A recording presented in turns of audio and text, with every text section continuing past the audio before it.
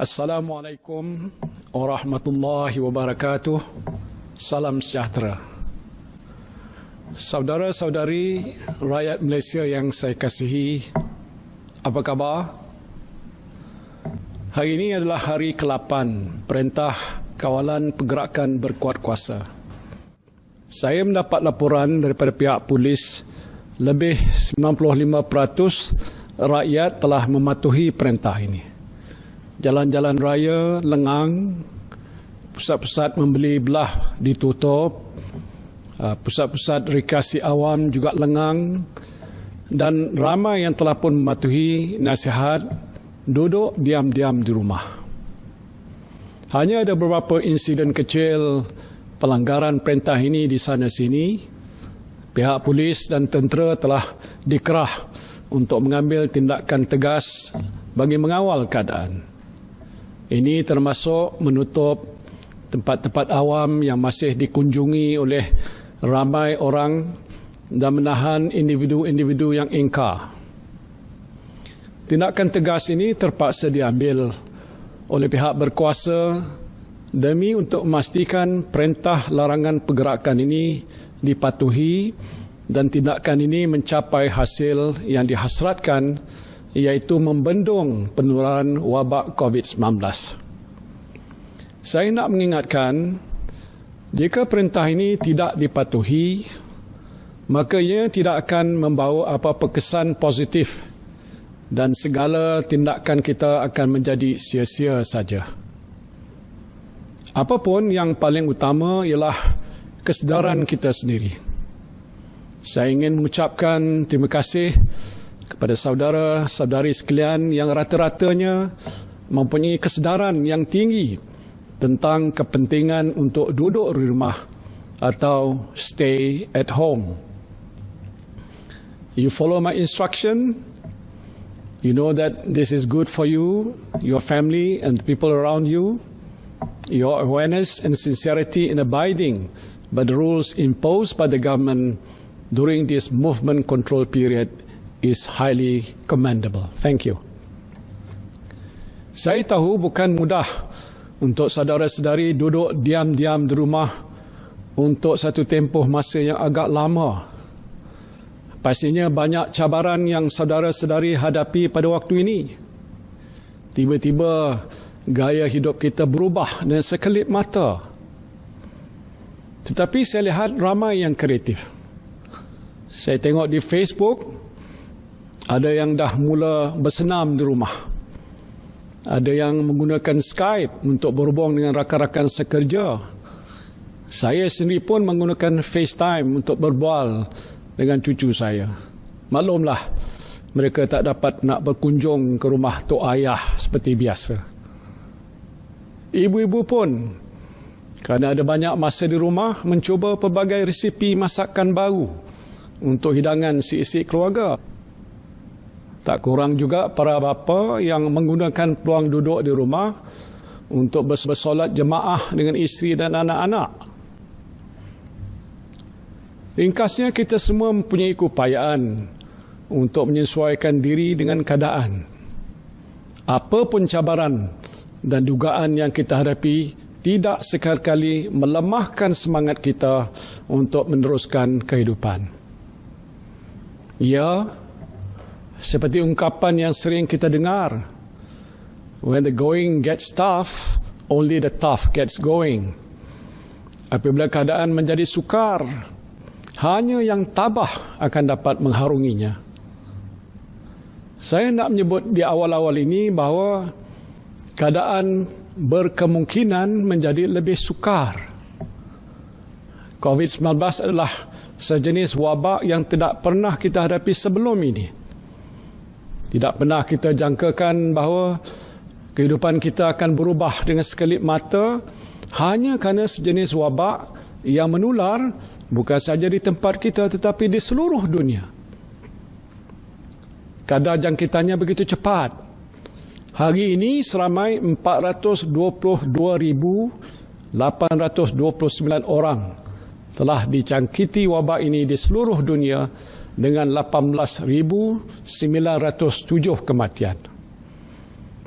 Di negara kita, daripada kes pertama jangkitan COVID-19 ini dikesan, sehingga jam 12.30 hari ini, jumlah kes positif telah meningkat kepada 1,796 kes, iaitu penambahan 172 kes baru pada hari ini. 7 hari yang lalu, jumlah keseluruhan kes COVID-19 ialah 673. Ini bermakna bahawa kes positif COVID-19 ini telah meningkat lebih sekali ganda dalam tempoh hanya 1 minggu. Jumlah kematian juga telah meningkat kepada 17 orang, termasuk seorang doktor. Saya ingin mengambil kesempatan di sini untuk mengucapkan takziah kepada keluarga mangsa-mangsa yang telah pun meninggal dunia, dan berdoa semoga roh mereka ini akan dicucuri rahmat ilahi. Saya diberikan taklimat oleh pihak Majlis Keselamatan Negara bahawa peningkatan kes-kes positif COVID-19 ini dijangka meningkat lebih tinggi sekiranya kita tidak melakukan apa-apa. Jumlahnya mungkin meningkat berkali-kali ganda seperti yang berlaku di beberapa buah negara lain. Dari satu segi, perintah kawalan pergerakan yang kita ambil telah sedikit sebanyak berjaya mengawal penularan wabak ini.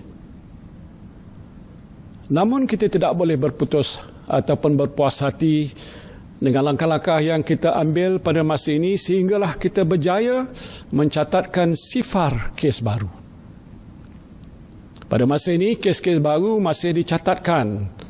Walaupun dalam tempoh beberapa hari yang lalu, jumlahnya agak mendata. Kerajaan menjangkakan kes-kes baru akan terus dicatatkan dalam masa yang terdekat ini. Oleh itu, Kementerian Kesihatan telah pun melakukan persiapan.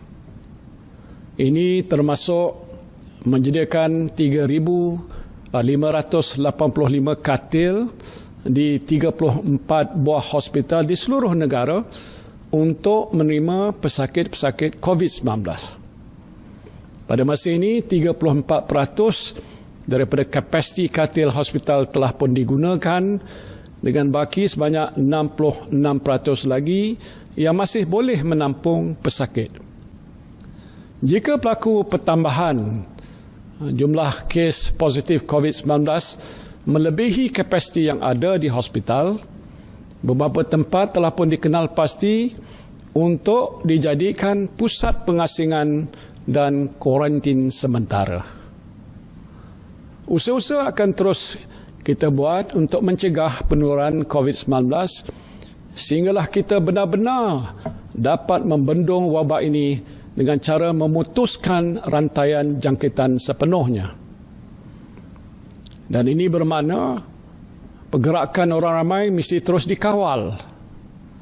Strategi kerajaan ialah untuk mencari, menyaring, mengasing dan juga merawat pesakit COVID-19 ini.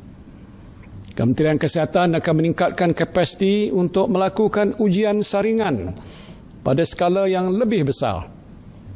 Dan ini termasuk melakukan mass testing, khususnya di kawasan-kawasan yang berisiko tinggi. Dengan kata yang lain, kita ingin mencegah jangkitan. Strategi ini akan berjaya sekiranya orang ramai tidak terdedah kepada jangkitan virus ini menerusi pergaulan harian. Justru saudara-saudari mesti bersedia secara mental dan fizikal untuk duduk diam-diam di rumah bagi tempoh yang agak lebih lama. Just be mentally and physically prepared to stay at home for a reasonably longer period of time. Saya telah diberikan taklimat oleh Kementerian Kesihatan dan Majlis Keselamatan Negara. Trend semasa ini menunjukkan kes-kes positif COVID-19 yang baru masih berlaku. Trend ini dijangka akan berterusan untuk beberapa ketika sebelum kes-kes baru mula menurun.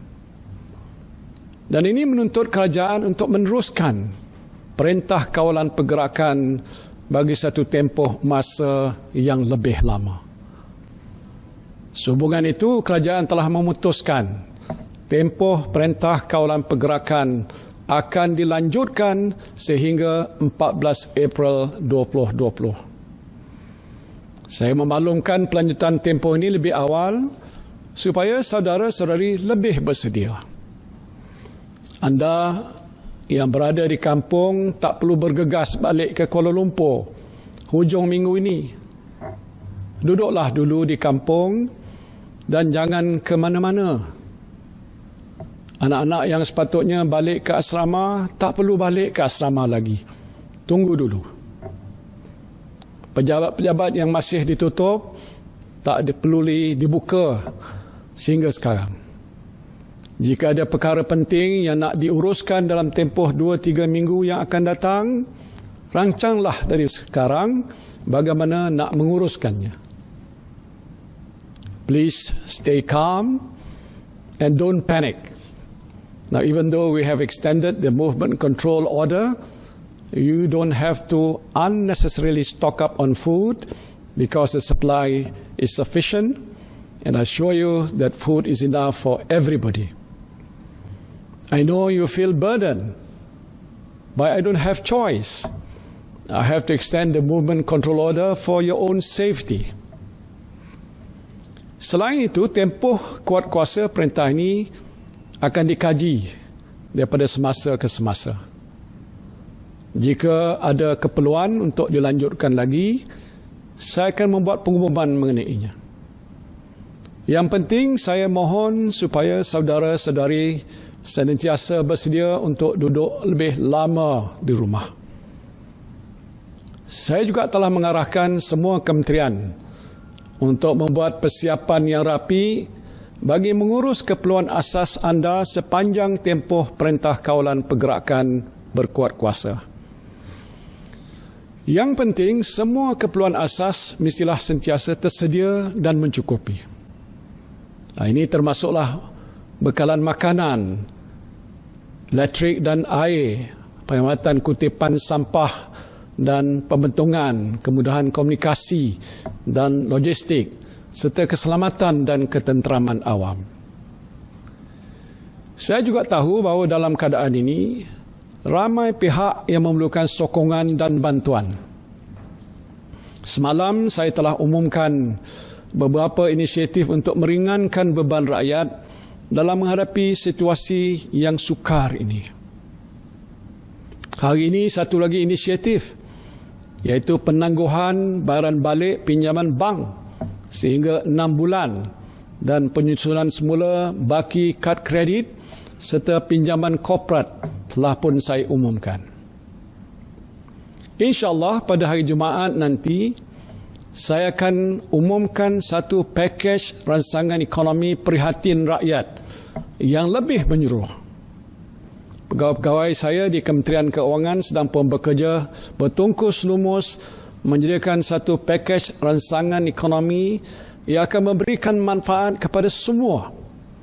Sama ada anda ini adalah pemandu teksi, pemandu Grab, petani, pengusaha restoran, penjual nasi lemak, penjual goreng pisang, penjual burger, pekerja harian. Kerajaan akan berusaha sedaya upaya untuk pastikan anda semua beroleh manfaat. InsyaAllah, no one will be left behind. Selain itu, saya juga berharap pusat-pusat pungutan zakat di setiap negeri turut memainkan peranan secara lebih proaktif untuk membantu para asnaf yang saya percaya sedang pun menghadapi keadaan hidup yang agak lebih sukar pada masa ini. Berilah bantuan kepada mereka. Mungkin mereka yang sebelum ini tidak tersenarai sebagai asnaf, tetapi dalam keadaan ekonomi yang terjejas pada masa ini, mereka menjadi golongan asnaf yang layak menerima bantuan zakat. Dalam mesyuarat Kabinet hari ini, saya telah mengarahkan Menteri di Jabatan Perdana Menteri Hal Ehwal Agama untuk menggerakkan jentera pusat pungutan zakat wilayah persekutuan bagi mengenal pasti golongan asnaf yang layak disalurkan bantuan zakat dengan kadar seberapa segera. Saya berharap pusat pungutan zakat di negeri-negeri lain juga dapat melakukan perkara yang sama. Organisasi-organisasi kebajikan ataupun charity organisation juga boleh memberikan sumbangan kepada mereka yang memerlukan. I call upon all charity organizations in this country to rise to the occasion by helping the needy regardless of race and religion during this trying moment. The difficulties they are facing are unprecedented, and I believe all of you can do something meaningful to ease their burden. Saya sedar sebagai Perdana Menteri, saya bertanggungjawab sepenuhnya terhadap kebajikan saudara-saudari. Ini amanah yang saya pikul. Sebagai manusia, saya tidak sempurna. Tetapi saya berjanji insyaAllah akan melakukan yang terbaik untuk saudara-saudari. InsyaAllah dengan izin Allah Subhanahu Wa Taala kita akan dapat bersama-sama mengharungi dugaan besar ini. Kepada petugas-petugas di barisan hadapan, saya doakan saudara-saudari terus cekal. Situasi yang dihadapi oleh saudara-saudari bukan mudah. Saya tahu para doktor, jururawat dan kaki tangan hospital amat keletihan pada masa ini. Saya telah mengarahkan Kementerian Kesihatan supaya memberikan sedikit masa untuk petugas-petugas kesihatan kita mengambil cuti rehat secara berperingkat sebelum mereka ini kembali bertugas semula. Sementara itu, tenaga sukarela daripada kalangan doktor dan jururawat swasta dan badan-badan sukarela akan digerakkan untuk mengambil alih tugas mereka buat sementara waktu. Begitu juga kepada anggota polis dan tentera yang bertugas di lapangan. Jaga kesihatan anda dan terus cekal berkhidmat untuk negara. Kita telah berikhtiar sedaya upaya kita untuk menangani krisis yang sedang kita hadapi ini. Jangan kita lupa, penentu kejayaan kita ialah Tuhan yang Maha Kuasa. Justru saya ingin mengajak saudara-saudari sekalian menadah tangan untuk memanjatkan doa ke hadirat Allah Subhanahu Wa Taala agar kita, keluarga kita, negara kita dan seluruh umat manusia dilindungi olehnya. Kepada penganut agama bukan Islam, saudara-saudari bertafakur dan berdoalah mengikut ajaran agama masing-masing. Al-Fatihah. Bismillahirrahmanirrahim. Alhamdulillahirabbil alamin. Arrahmanirrahim. Maliki yaumiddin. Iyyaka na'budu wa iyyaka nasta'in. Ihdinas siratal mustaqim. Siratal ladzina an'amta 'alaihim ghairil maghdubi 'alaihim waladdallin. Amin. Bismillahirrahmanirrahim. Alhamdulillahirabbil alamin. Hamdan yuwafi ni'amahu wa yukafi mazidah. Ya Rabbana lakal hamdu wa lakal syukru kama yanbaghi li jalali wajhika wa azimi sultanik. Ya Allah, Ya Rahman, Ya Rahim, Engkau ampunilah dosa-dosa kami, Engkau rahmatilah diri kami, keluarga kami dan negara kami. Engkau lindungilah hamba-Mu yang kredil ini daripada segala musibah. Engkau jauhilah diri kami daripada penyakit yang berbahaya dan wabak yang mengancam nyawa. Engkau hindarilah kami daripada bala yang berat dan takdir yang buruk. Ya Allah, Ya Rahman, Ya Rahim, Engkau berilah kekuatan, kecekalan dan kesabaran kepada kami untuk menghadapi dugaan-Mu yang berat ini. Engkau tiupkanlah ketenangan dalam jiwa kami. Sesungguhnya setiap dugaan yang Engkau turunkan kepada kami, Ya Allah, tiadalah ia melainkan untuk meningkatkan ketakwaan dan keimanan kami kepadamu. Ya Allah, Ya Rahman, Ya Syafi, Engkau berilah kesembuhan kepada saudara-saudara kami yang dijangkiti wabak coronavirus, walau di mana saja mereka berada. Sesungguhnya tiada penyakit yang tidak dapat Engkau sembuhkan. Ya Allah, tiada mara bahaya yang tidak dapat Engkau jauhinya dari kami, Ya Allah. Kami bermohon kepadamu, ya Allah, lindungilah kami, selamatkanlah kami, sejahteralahkanlah kami. Rabbana zalamna anfusana wa illam taghfir lana wa tarhamna lanakunanna minal khasirin. Rabbana atina fid dunya hasanah wa fil akhirati hasanah wa qina azabannar. Wa sallallahu ala sayyidina Muhammadin wa ala alihi wa sahbihi wa sallam walhamdulillahi rabbil alamin. Assalamualaikum warahmatullahi wabarakatuh.